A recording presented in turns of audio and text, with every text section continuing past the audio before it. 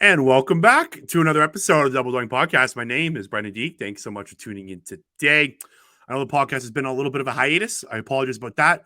It was circumstances that I could not control, but we are back, fully committed to this season, providing Eagles content, NFL content, everything that you subscribe to the Double Doing Podcast for.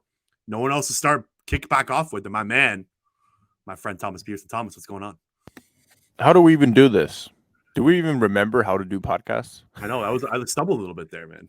Stumbled a little bit. It's been the off season for everybody. It wasn't being like we'll probably find something to talk about, but it's been quiet. We're picking up at the right time.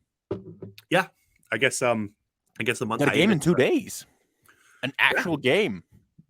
Jalen Carter and Nolan Smith play football in 2 days. Yeah, the Georgia boys rolling out.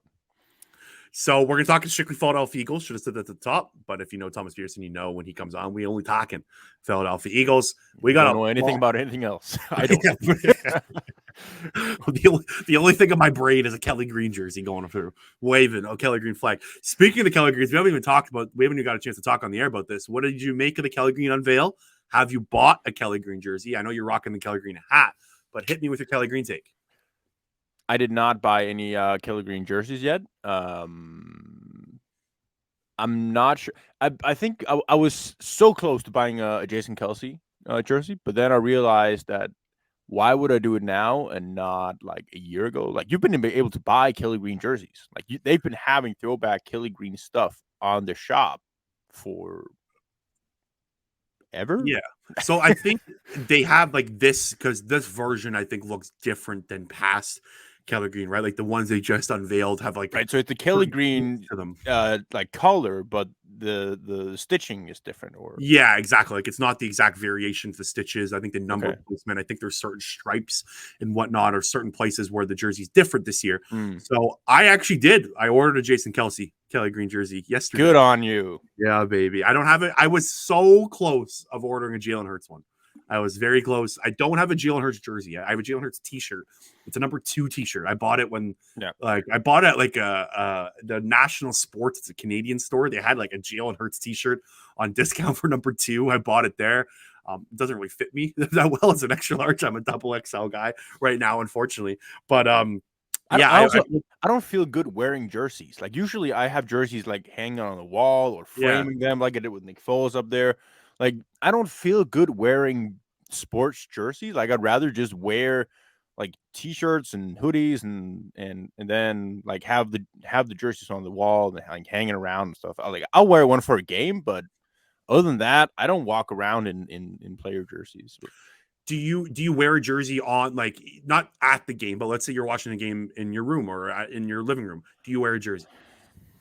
So I'm very superstitious about that. And last year I didn't, and they were winning a ton of games, so I didn't wear anything there. But in 2017, I wore one for each game. So I'm kind of discussing with myself about what to make of that. But yeah, no, I haven't. We talked about this earlier. That I have a very specific rule about buying jerseys. That when I buy a jersey of a player, the player's career could essentially end the day after, and I would still not regret the purchase. I bought a Carson Wentz jersey. I regret it totally because I have nothing to hang it on. I don't have any memories that I say, oh, that's why I have a Carson Wentz jersey. I have an Alshon Jeffrey one because he was one of the primary reasons Eagles won the Super Bowl. He made spectacular catches in the playoffs of that. I don't regret it at all. Brian Dawkins, Nick Foles, like jersey, Michael Vick, like legendary season. So that's why Jason Kelce made so much sense because like he could have retired this offseason and it would have been like he's an Eagles legend. Yeah. And I wouldn't want to make the same mistake with Jalen Hurts. Like, let's say he totally flops and never really like he does the Carson Wentz thing, and never plays again or something like that. Would I remember 2022 and go, yeah, that's why I got his jersey? I mean, it's looking good, but I would hold back a little bit on it. When everybody's singing, I'm going to sag a little bit on that.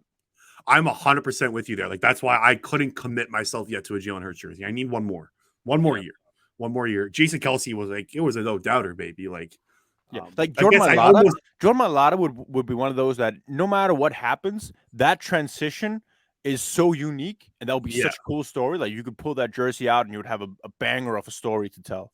Yeah. Speaking of superstition, so I wore a black Jordan Mailata jersey for basically every game last year. That was my superstition. I think the one game they lost against the Commanders, I wore an AJ Brown jersey. I have an AJ Brown Kelly Green one, like from DH Gate. It's like the older, it's like the Kelly Green that Mike Vick wore in 2010, right? Like that style. I wore it for the game against the Commanders where they lost. I'm like, why? And I was like, why did I change? Like the Eagles were 9-0 before this. Like clearly they lost because I wore an AJ Brown Kelly Green jersey. So then I went back to the Jordan Mailata black for the rest of the year. Worked all the way to the last game. But what you do on the Super Bowl though? I wore a Jordan Mailata black jersey. You probably did. You didn't wear it right. Something was off there. I shouldn't have. Maybe I shouldn't have just. Maybe it was because I washed it all year. I shouldn't have just like kept it smelly and gross with like nacho chip stains and dip all over it. Yep. Speaking, how many Eagles jerseys you have? Like I have some bad ones. I have a Dante Stallworth Eagles jersey that it's in the back of my closet. That was one of the first ones I owned from the 2006 season. I unfortunately have a Jalen Reagor white Eagles jersey. No idea what to do with. The Carson Wentz jersey that I'm buying, I have a close friend who works for a jersey company, so he's going to take Wentz off the back and put AJ Brown on it for me. Yeah, that's a good call. That's a good idea. I think I have six jerseys, maybe. I have Foles, Wentz, Alshon, Dawkins, Ertz, Vic. So you do have a Hurts jersey. No, not Hurts. Ertz. Gotcha. Yeah, another one of those. Like that's where the legend thing comes in. Yeah. Okay. Well, that was a nice jersey conversation. I like the Kelly Greens. I'm excited for them. They look. I mean, they look really good. Also, Jalen Hurts looks really good in it. Yeah, and I thought I don't know why. There's something like that throwback style that he's. I don't know. He seems old. Like he's a good-looking dude, Thomas. He's a good-looking dude. Let's just get it off. Every girl, hey, he's a good-looking guy. Boy, he looks good everything. I really the pick with Josh Sweat was really cool with the speaker on his shoulder. Yeah. Someone from the social media team leaked the pictures. That was pretty entertaining because they were supposed to announce it on the Monday, right? And then we all got the pictures. I think it was like a Facebook leak or something. Someone leaked it on Facebook on the Saturday. So that's what happened. Like they took too long to unveil. They were fucking around too much about exactly. Should have just released it, man. It's karma right at them. Exactly. I 100% agree with you. Okay, so before we kind of dive into the depth chart, where Thomas and I are going to do a quote unquote vibe check around every position on the depth chart.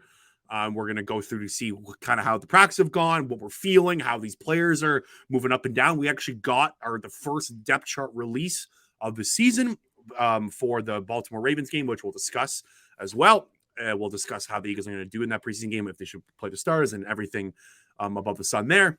Under the sun there, sorry. Before we do that, I want to just get your take on Jalen Hurts getting number 3 on the top 100 list. Any thoughts on that? Do you think, I guess he deserved it? What's your take on that? Yeah. It didn't really mean too much. The NFL top 100 is kind of a weird thing. Like it's one of those where there's nothing else going on. So at one point you're like, that the list is stupid. It's made up by players who are basically just handed a piece of paper and they just go, oh, I like my guy, and then they put somebody random at 1 and it gets put in, and yeah, it's a weird list. I think players like tell each other to put each other on other people's lists as well. Like I think it's like it's a weird thing. But then again, nothing else is really going on. So it's good on Hurts. It makes sense. I think it just, from what I think, it is more of the fact that he goes from not being on it to being number 3, and it just kind of solidifies not solidifies, but it resembles pretty well like how massive of a jump he's made, and how impressive that is. Like just how insane it is to go from nothing to 3. And I think it was cool to have was it Chris Jones and Patrick Mahomes talking about him and how he is as a competitor. I think that video about him was saying a lot more than exactly the number. It was really cool to hear Chris Jones, who has been preparing against him, how like his perspective. You're going from year 2 again. That Bucks game is where they go like this guy can't read, or whatever the hell Todd Bowles was saying there on the sideline, that wild card game. And then you have Chris Jones, and one of the best players in the league, playing against Hurts in the Super Bowl. Telling like that was the best Super Bowl performance he's ever seen, and his own quarterback was the one who won it. Yeah, exactly. Yeah. So that mutual respect between the best players in the Chiefs and then Jalen Hurts is pretty cool. Yeah, it took the words right out of my mouth. I think that's the video. I think spoke better than him getting number 3. Like I think there were like 5 to 10 players who had Hurts as the number 1 player on their list that they had in the video as well.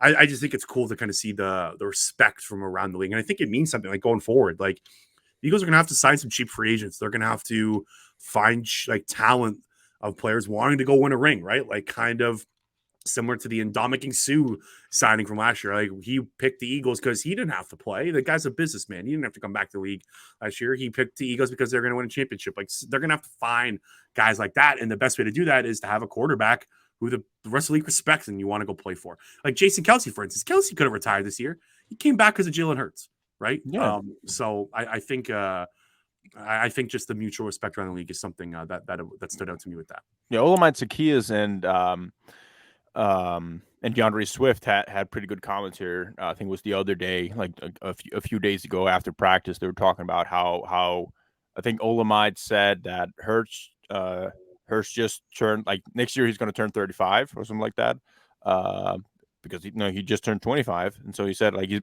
going to turn 35 because he's so like he seems so much older than he is. Like he commands so much respect, and the whole thing about, I mean, I don't know where I heard about it, but what was that?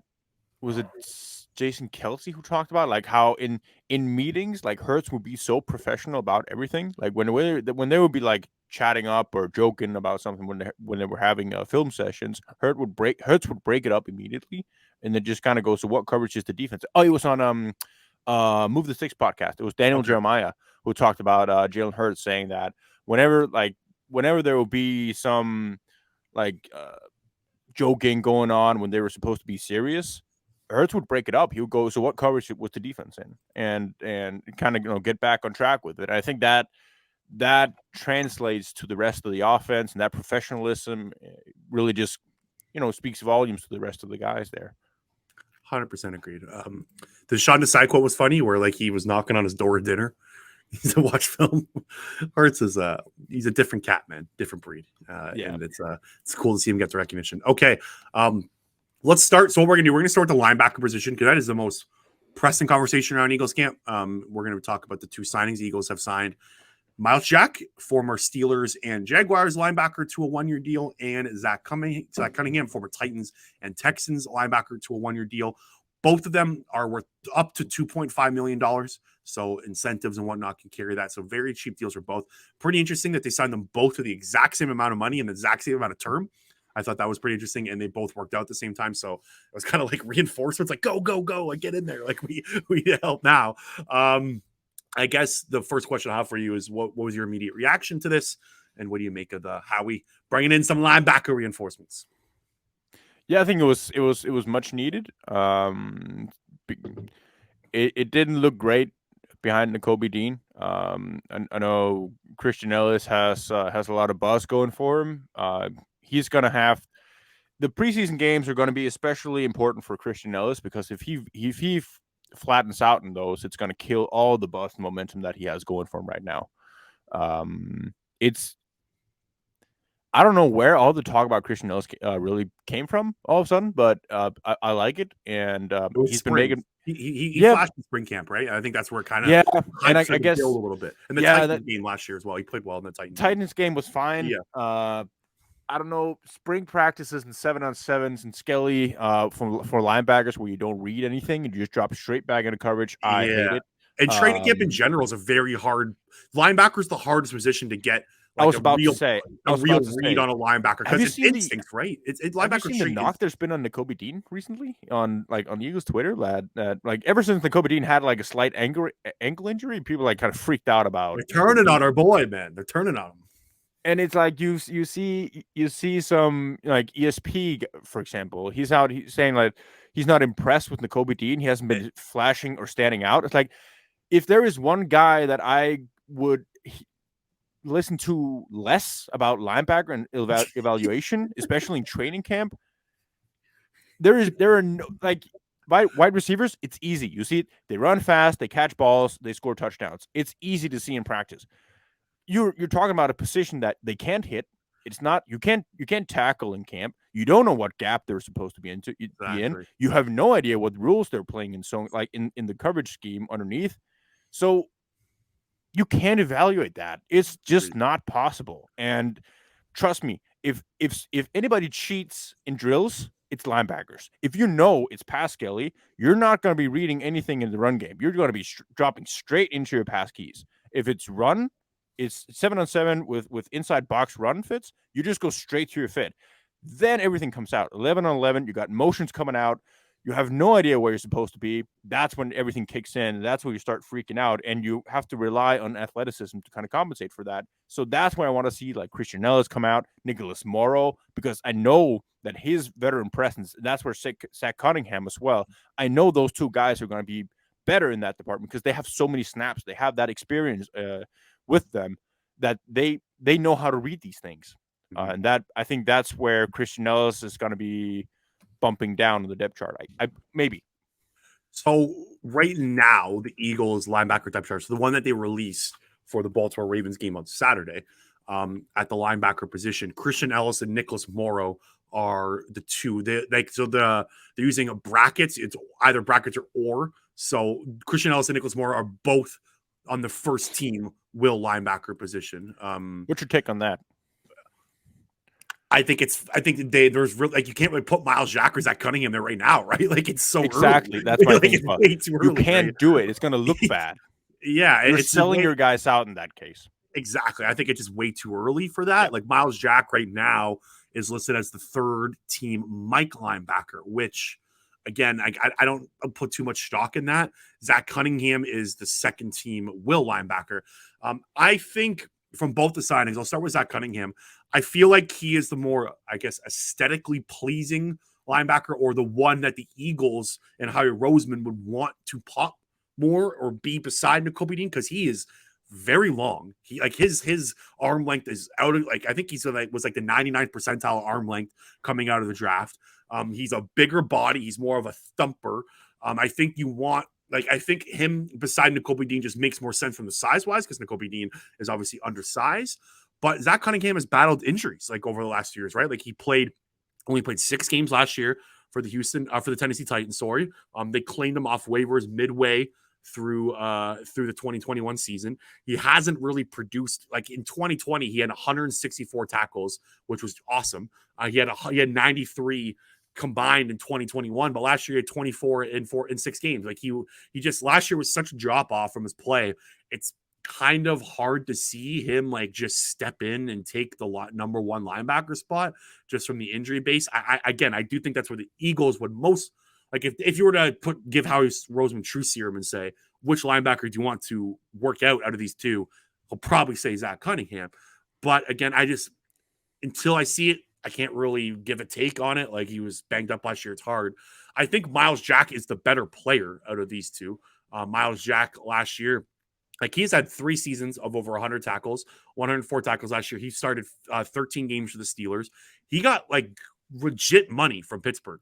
Like they gave him a 2-year, I think it was $18 million contract last year or last offseason, right? So like they saw something in him. I know they cut him as a cap casualty this offseason, but like, if you're giving him 2 years, $18 million, that means he was getting other offers from other teams, right? Like, it wasn't just like the Steelers didn't come in and just say, we'll give you all this money for the heck of it. Like, other teams were bidding on him. So that means he had a market around the league. The league respected him before last year. Now, the Steelers linebackers in general were a complete wreck all across the board last year. That's why they redid the whole linebacker room. They brought in Cole Holcomb this year. Like, they just completely started from scratch. So, yeah, I guess you could say Miles Jack was part of that, but I do think situation matters here. I do think like Sean Desai can work with the athletic traits. He's a very athletic, very instinctive linebacker.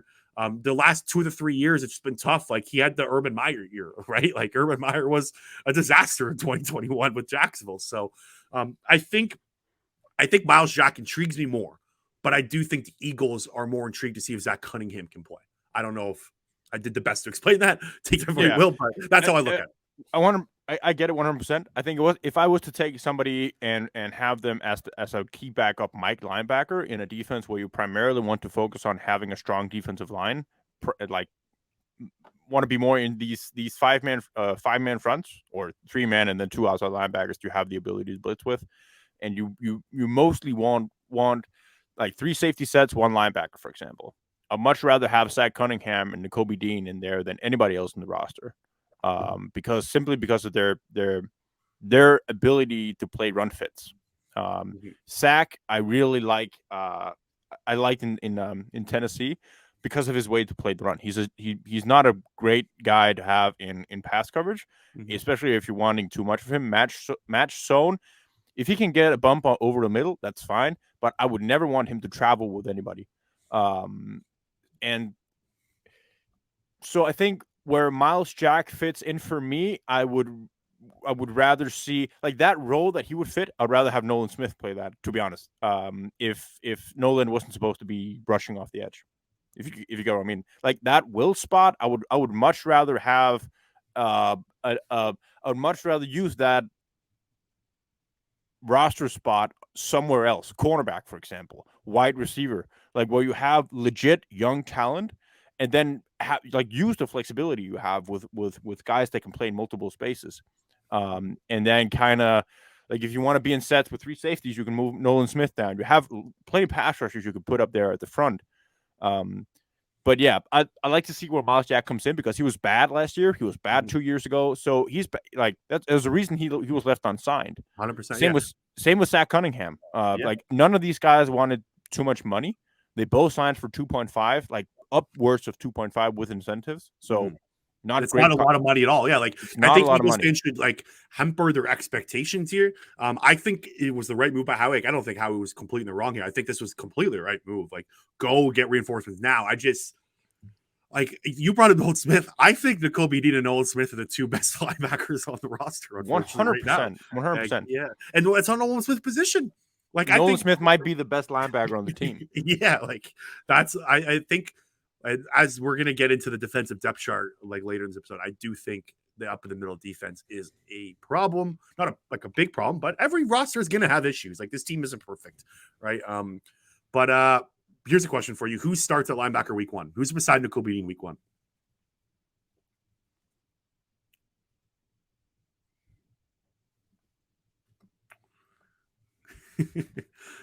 Thomas is thinking long and hard here. I don't know because what defense are we playing? Like I'd like to see base defense. We'll go 2 linebackers. So 2 linebackers. Hassan Reddick's up to Sam. I want to say Zach Cunningham. I think it's going to be Zach. Okay, interesting. I think it's Christian Ellis still. I would be very surprised if it's Christian Ellis if he plays slightly like he's been last year. Right. I think we're going to see preseason games where he is so lost. I don't know. We're going to learn so much here in the preseason games, but I wasn't as impressed with him in the limited play that he got last year. But that was very limited. So like each and every one of these guys at the linebacker position should play a ton in preseason. Okay. Nakobe, a quarter. The rest of the guys just subbed them all the way through. I like this. I like the Ellis story. I think he's got the size. I think he's got the tools. He's still very raw. I'd like to see him kind of take the TJ Edwards path. I think we talked about this on the last episode we had like a month ago. I think nothing's really changed here for me. The Miles Jack and Cunningham thing is, I think Eagles fans need to hamper their expectations. I do think the Eagles, like I said, if you were to give Howie true serum, they want Zach Cunningham to fill that role. Yeah. If you're like me, you were tired of trying to find jeans that fit right no matter your build and still look good. Introducing the newest sponsor of the Double Doink podcast, Sweat Tailor, a premium menswear brand that is defining a new kind of casual. I started wearing Sweat Tailor and I am blown away by how comfortable and affordable the clothes are. And of course, they look great.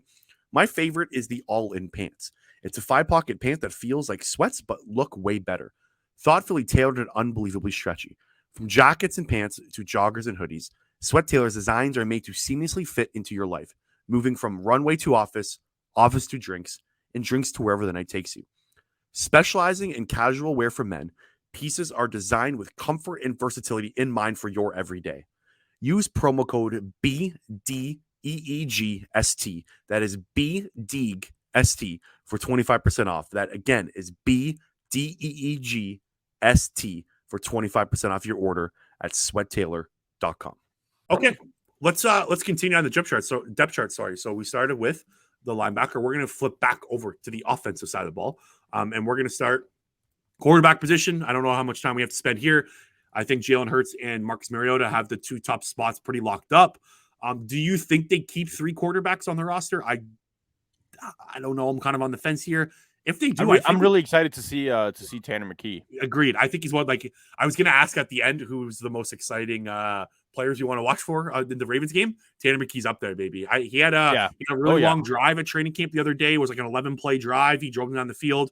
Doesn't sound like he's thrown the ball too deep. It sounds like it's a lot of shorter throws, but all signs have been pretty positive so far. Tanner McKee. I think he has a real shot of making the roster if they keep 3 quarterbacks over Ian Book.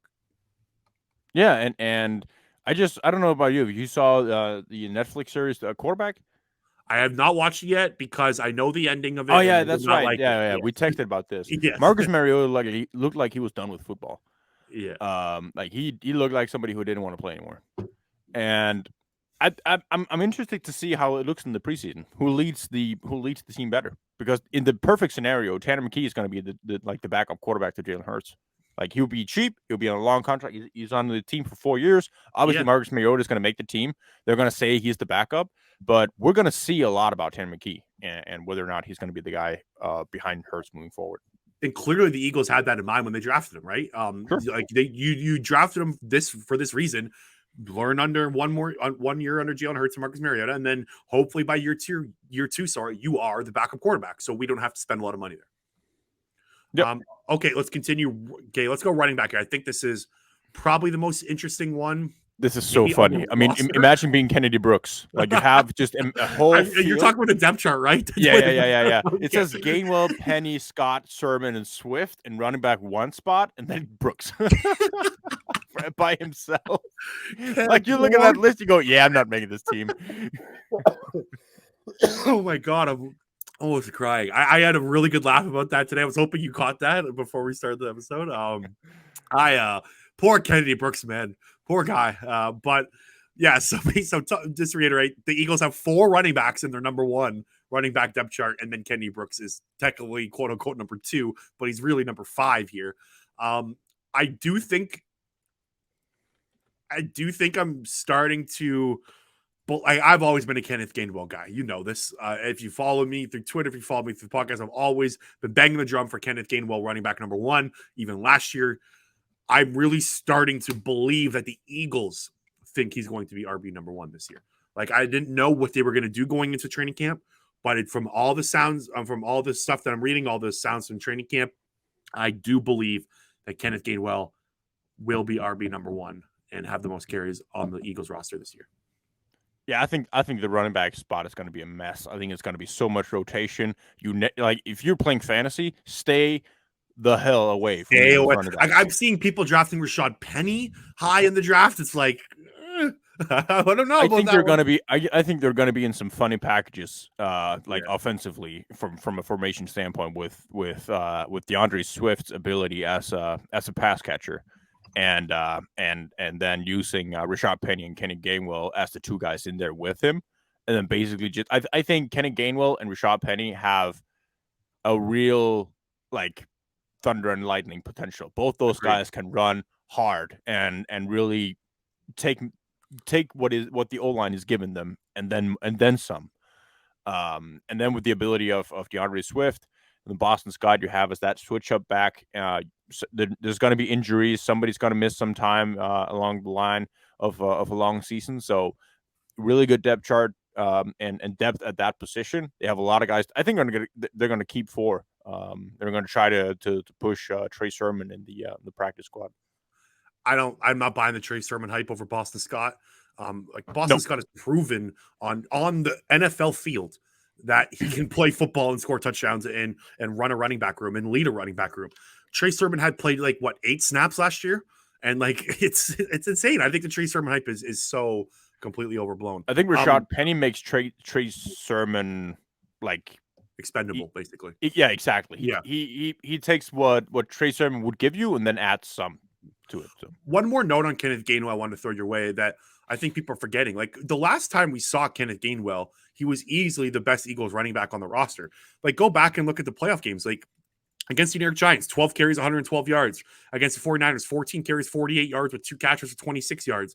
The Super Bowl was disappointing, but in the divisional round and the NFC Championship game, Kenneth Gainwell was the best running back on the team and on the roster. So that was the last time Nick Sirianni, Howie Roseman, these guys got a view of him. So they're going off of a lot, recency bias is obviously huge in the NFL. What have you done for me lately? What has Gainwell done for me lately? He was awesome. He was great. I went back and watched the footage or the highlights of him against the Giants 49ers. He was great. He found the holes immediately. I'm all on board, man. Give the guy a ton of reps this year. Let him show what you can do. You spent a draft pick on the guy. He's shown nothing but the fact that he can play the running back at the NFL level. Give him a shot. I do want to get into the DeAndre Swift conversation with you. How much are you buying into that the Eagles are going to be throwing to the running backs more this year? Do you think it is going to be a huge part of their offense? No, I don't think it's something that they're going to scheme. Okay. I'm with you. Thank you. Because I feel like I'm taking crazy pills looking at everyone all hyped up about throwing to the running backs. They didn't do it at all last year.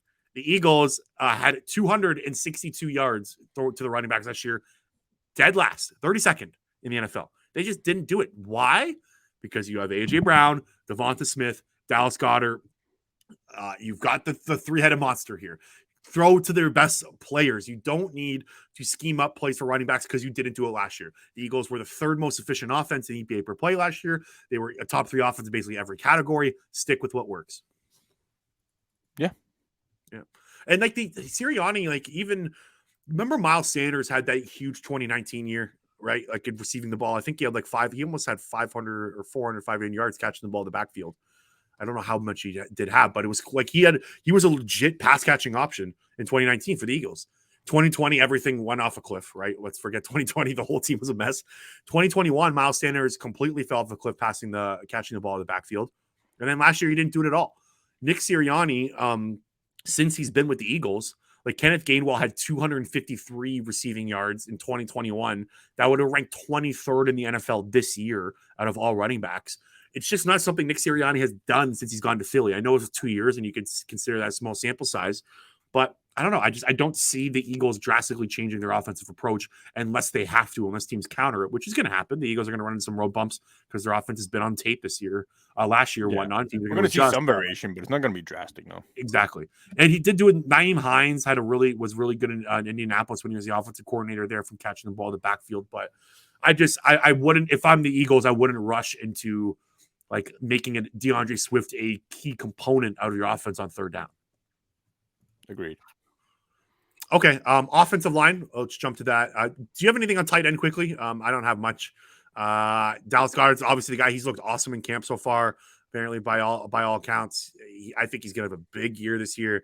Behind him on the depth chart, Jack Stoll, Grant Calcaterra, Dan Arnold, Tylee Jackson, and a guy named Brady Russell. I did not know Brady Russell was a real human being, but he's on the Eagles depth chart. So, any of those guys intrigue you? No, I think it's going to be very undramatic there. I think unless some bearing on a surprise here, the game, so I think it's going to be Goddard, Stoll, and Calcaterra again. This Jack Stoll thing's funny. I remember in 2021, you remember that Week 18 Cowboys game where they didn't play any of their starters. Dak shred up the back end, the second defense. Jack Stoll was one of the guys that the Eagles didn't play. They like him in the building. Jack Stoll got that Week 18 game off. So Eagles fans, Jack Stoll's here to stay. They like him in the building. They gave him a rest for a playoff game. So I think he's going to be tight end number 2 just for blocking and whatnot. So I don't see much change there so far. Offensive line, Thomas. This is your go-to. You love some big boys. What do you make so far of what you've seen from offensive linemen from training camp? Yeah, no surprise. I mean, Cam Jurgens, I think both you and I we talked about this way early in this whole process when it was the Tyler Steen versus versus Cam Jurgens. I think both you and I were on the Cam Jurgens is going to win that pretty easily train, and boy, did he do that.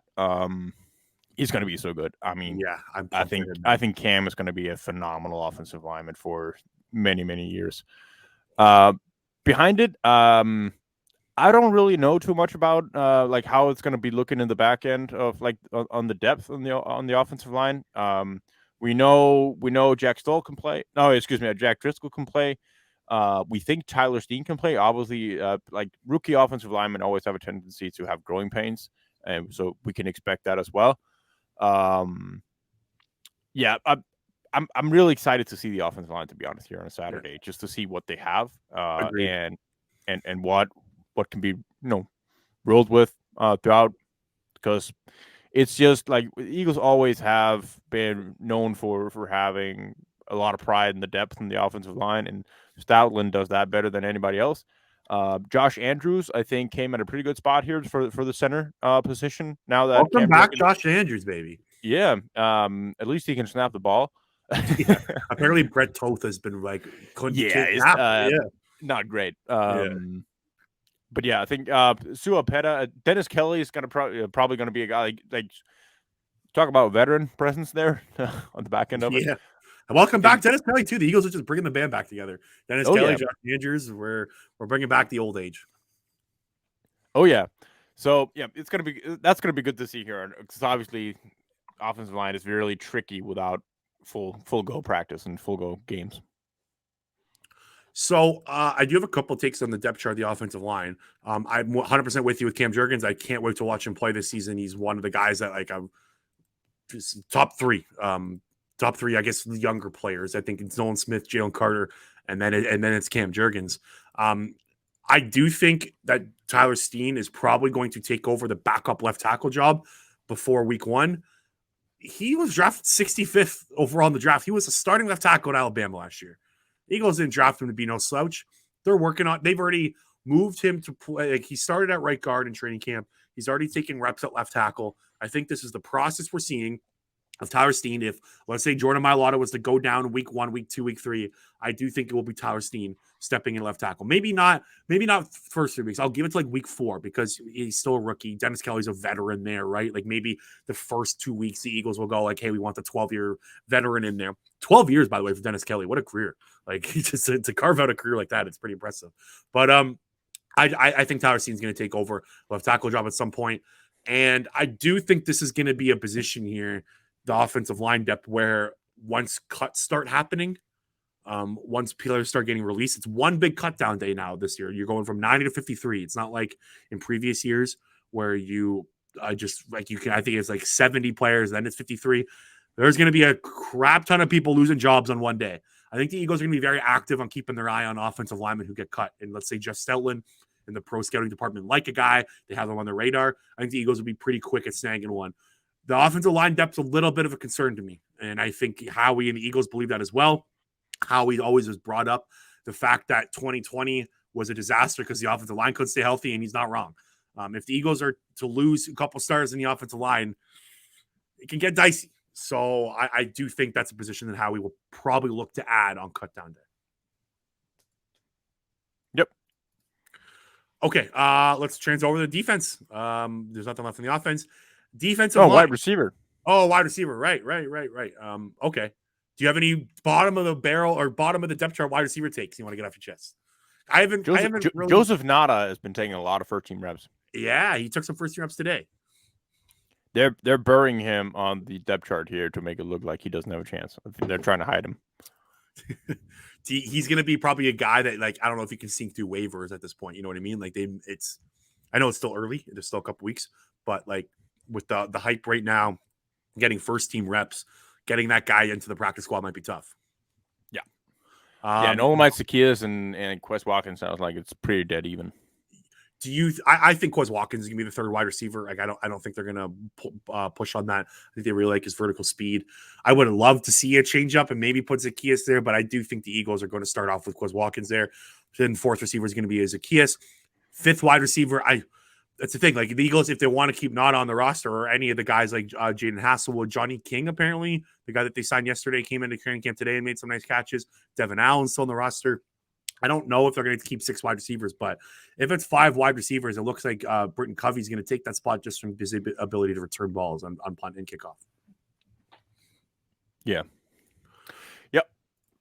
So you playing your flag in anyone on offense that you're keeping an eye on? Just I'm looking forward to Joseph Nada. I mean, he's been making a lot of plays, man, in practice. So I'd like to see if that continues. Like Tanner McKee and Joseph Nada.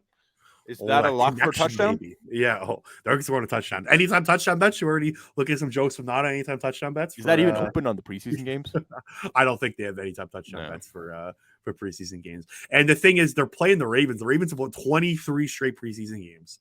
So, like, betting on the Eagles to win this one is going to be tough. We'll talk about that in a sec. Anyways, let's transition over to the defensive side of the ball here. Defensive line, the starting defensive line per the depth chart is Brandon Graham, Fletcher Cox, Jordan Davis, and Josh Sweat. I don't think there's any surprises there. What do you think? Oh, sorry, I got mind blown here. I was suddenly watched something about. Do you see Brian Burns got talked to in practice by a ref? Like he was celebrating in a joint practice and got told to tone it down from a referee at a practice. I did not see that. Sorry, what was your question? Okay, I got to check out this Brian Burns clip. But Brian Burns is one of my favorite players in the league. Oh, yeah, I'll send it to you. Okay, Brandon Graham, Fletcher Cox, Jordan Davis, and Josh Sweat are the starting defensive linemen. Any surprises there? No. I think it was pretty straightforward. Okay, the backup defensive linemen, Teron Jackson, Milton Williams, Janaris Robinson, Contavious Street, Moro Ojomo, Marlon Tuipulotu, and Noah Ellis. So I think the big is they're probably going to keep 5 defensive tackles, I'm guessing, right? Which one? It sounds like Marlon Tuipulotu has kind of snagged that 3rd spot. Or the 4th spot, sorry, and then the 5th one is potentially up for grabs. Isn't it Fletcher Cox, Jordan Davis, Jalen Carter, Milton Williams? That'll be your top 4. Yeah, 4. Then you have Contavious Street, Moro Jomo, and Marlon Tuipulotu and Noah Ellis battling for that 5th spot if they were to keep 5. Yeah, my apologies. I miscounted one. So it sounds like Marlon Tuipulotu has kind of taken the reins for that 5th spot. So far, apparently he's looked pretty good in camp. I've also heard Moro has 2. Moro has 2. Yeah. Did you listen to Moro Jomo's press conference by any chance the other day? No. Very well-spoken guy. He's got a great voice. If he's doesn't make it in the NFL, he's got a future in broadcasting. I'll tell you that. He has like a really, really cool voice. Yeah, like he's so well-spoken. I was kind of blown away by the way Moro Jomo was talking. I was like, wow, this guy's like an actual. He gets this kind of podcast right now. But yeah, I don't think there's much to talk about here. I'm really excited for Jalen Carter and Nolan Smith on Saturday. Moro too, man. I'm really looking forward to seeing Ojomo. We've already talked about the linebackers. Let's talk about the secondary. Secondary right now, the Eagles, of course, have James Bradbury and Darius Slay as the starting corners. Now, I think the most intriguing battle, or one of the most intriguing battles so far, has been the 3rd cornerback spot. If someone was going to go down James Bradbury or Darius Slay, who would jump in? You had a nice tweet about that today with Keely Ringo and Josh Jobe. Are they combined for they're both listed as the backups right now? Sound one like one of the backed up to Slay, one of the backed up to Bradbury. Yeah. Does sound like Josh Jobe's kind of running away with this a little bit.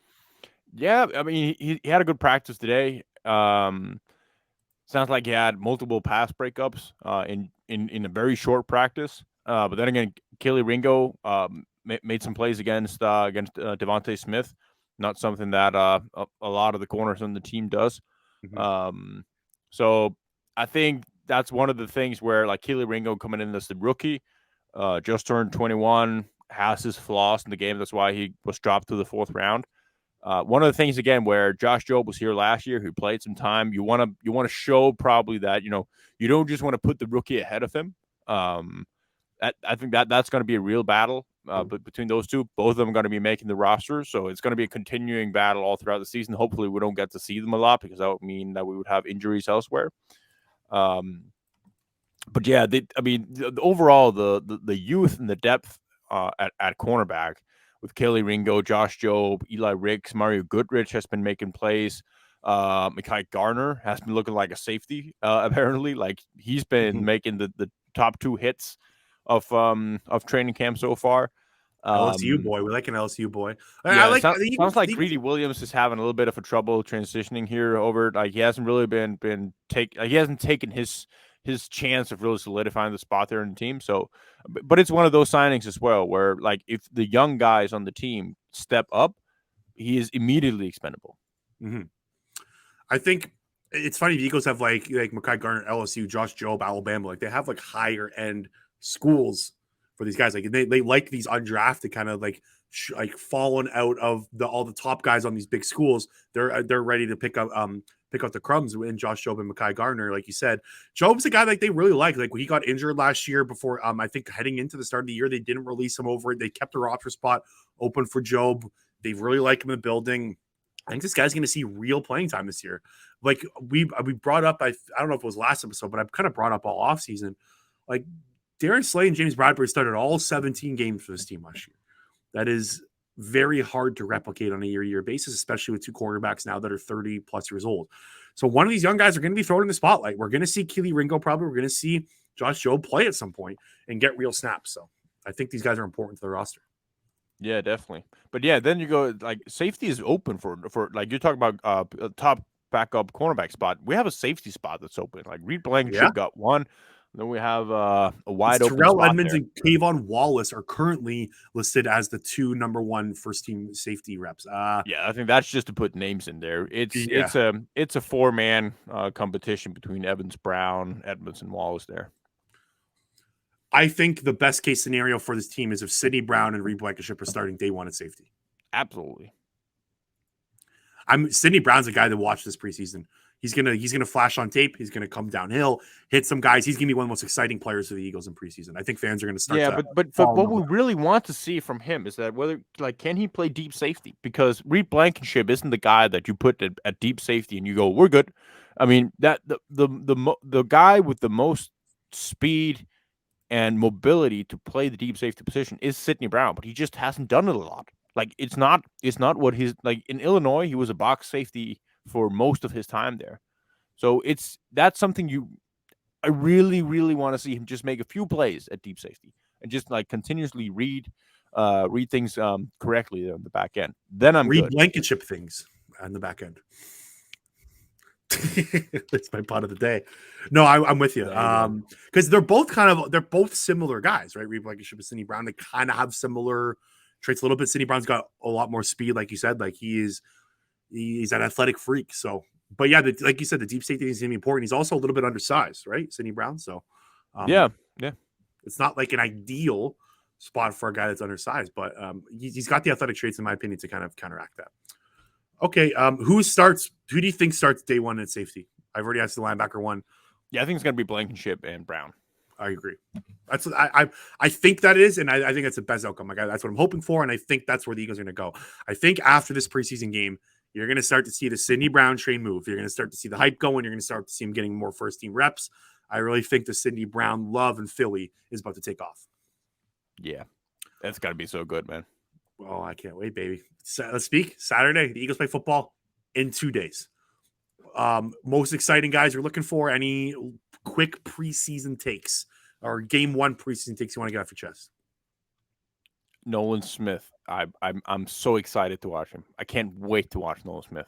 Jalen Carter too, but mostly Nolan Smith because Jalen Carter, I know what he can do. Like he was a stud all throughout. Nolan Smith, like we talked about it so much, he didn't rush the passer a lot. At Georgia, he was used all over the field. Most like he dropped back a ton. I'm so ready to see him coming off injury, finally with an NFL team. He's been balling out of practice. He feels good. He looks good in practice. Can't wait to see it, man. I need that Nolan Smith big play to happen. Just like he would be oozing of confidence for the rest of the season if he can start off like that. I think. And I think they're going to give Nolan Smith and Jalen Carter like legit playing time to start off preseason, at least like week one. Like I think you're going to see a lot of them on Saturday. A quarter over under. I'd probably say the quarter and maybe halfway through the second, maybe a full half. But like I think they get more than a quarter. I think they get 1 quarter and they're out. I don't know because like they're second team, right? They're considered second team players. Like it's so interchangeable with their rotation. Like they want to be able to rotate full guys in. They're not gonna They're not going to want any injuries in there that can fuck up that rotation. But like you're going to have Janarius Robinson, Contavious Street, Moro Jomo, Marlon Tiapolotu play the entire second half. Hell yeah. Why Get not? some reps, baby. Get in there. Get in there. Show why you should make this team. Man, Eagles football is back, Thomas. It's wild. Like it's put Derek Barnett in there. Let him work. Like shove somebody. So I've been I heard like Fletcher Cox got really mad at Landon Dickerson for the push as well. Like apparently this one is not all on Barnett. Like there's Eagles teammates that are kind of having his back a little bit, but like it's something you can't do this year. We saw that it's always him clip. Another Derek Barnett thing I want to throw your way is he's going to be on the roster. The contract reconstruction that they did with him, it's basically like $9 million in dead money if they were to cut him. So he's going to be on the team. Didn't he restructure?